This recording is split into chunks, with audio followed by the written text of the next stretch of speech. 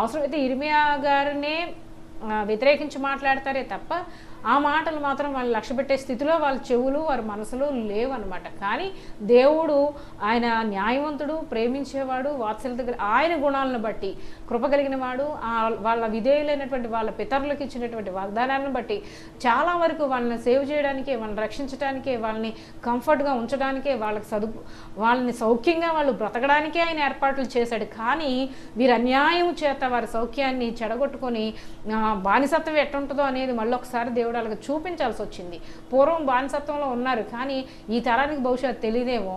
కానీ బానిసత్వం ఎట్లా ఉంటుందో అనేది దేవుడు స్వతంత్రంగా ఇచ్చినటువంటి స్వాతంత్రపు దినాల్ని, స్వాతంత్ర పరిస్థితుల్ని దుర్వినియోగం చేసి బలహీనలు అన్యాయం చేస్తే దేవుడు మాత్రం దాన్ని సహించడు అనమాట. సరే, యెరూషలేము వీధుల్లో వారు చేయుచున్నటువంటి హేయ క్రియలు, విగ్రహారాధన కార్యక్రమాలు, పిల్లలు, తల్లులు, తండ్రులు వీళ్ళు ఏం చేస్తున్నారంటే వారి లోయల్లో వాళ్ళ పిల్లల్ని బయలుదేవతకి బలిపీఠాలను కట్టి దాని మీద వాళ్ళ చంటి పిల్లల్ని, ఆడపిల్లల్ని, మగపిల్లల్ని, వాళ్ళ ప్రథమ సంతానాన్ని వాళ్ళు బలిస్తున్నారు. కానీ అది ఆ పిల్లలు ఎవరు? దేవుడిచ్చిన బహుమానాలు, దేవుని స్వాస్థ్యం, దేవుడిచ్చిన ఆ యొక్క ఆత్మలను, ఆ పసిపిల్లల్ని బలిచ్చే హక్కు వాళ్ళకి ఎవరిచ్చారు?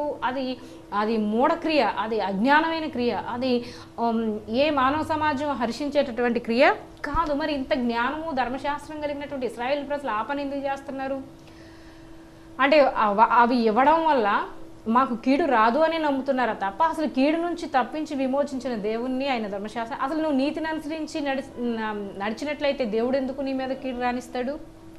నీవు సత్యాన్ని అనుసరించినట్టయితే దేవుడు ఎందుకు నీ మీద కీడు రానిస్తాడు? ఇంత భద్రపరిచి అంతమంది వ్యతిరేక శత్రు సైన్యాల నుంచి ఆ దారిలో ఉన్నటువంటి అరణ్యంలో అగ్నిస్తంభంగా, మేఘస్తంభంగా ఉన్న దేవుడు వీళ్ళని శత్రువులకు అప్పచెప్ ఎందుకు వాడికి కీడు రానిస్తాడు అంటే వీళ్ళు ఆ చుట్టూతో ఉన్న ప్రజల యొక్క ఆచారాలతో కలిసిపోయి అవి చేస్తున్నారు, దేవునికి బాధ కలిగిస్తున్నారు. మళ్ళీ వచ్చి ఆయన్ని ఆరాధిస్తున్నారు. ఈరోజు చాలామంది ప్రజలు కూడా అలాగే ఉన్నారు. గుడికొల్లి ఆయన్ని ప్రార్థన చేస్తారు, మళ్ళీ వాళ్ళ ఇష్టం వచ్చినట్టు చేస్తారు అనమాట.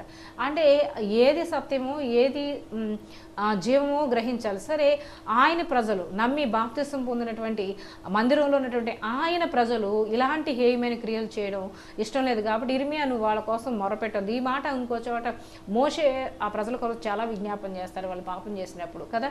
తన ప్రజల ఎదుట నీతిమంతులైనటువంటి తన పిల్లలు చేసే మొరను దేవుడు వింటాడనమాట.